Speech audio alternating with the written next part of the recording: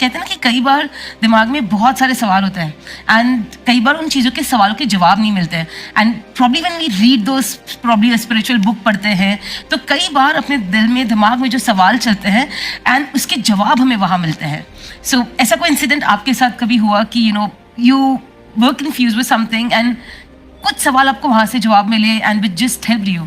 I don't think कोई ऐसा particular, because मैं कंटिन्यूसली अपनी रीडिंग्स की तरफ जा रही थी. अगर मैं नहीं भी पढ़ रही हूँ, मैं अपने हर ऑलमोस्ट पॉडकास्ट इंटरव्यू में कहती हूँ कि मैंने कभी ज़िंदगी में स्नो वाइट सिंड्रेला की स्टोरीज अपनी बेड टाइम स्टोरीज के लिए नहीं सुनी. It was always about lord Krishna, lord Ram, Mahabharat, Ramayan, Shrimad Bhagavatam, Bhagavad Gita, यही मेरी कहानियाँ थी.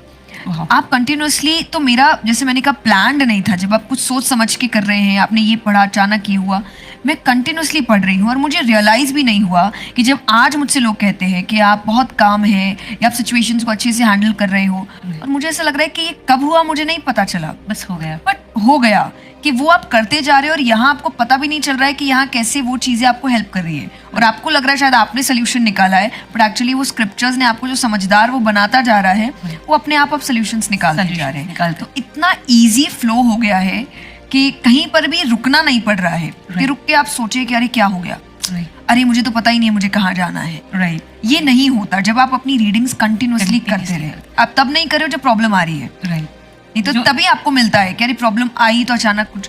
मैं कंटिन्यूसली पढ़ रही हूँ तो मुझे वो प्रॉब्लम जब आती है उसका सोल्यूशन शायद कहीं ना कहीं पता होता है.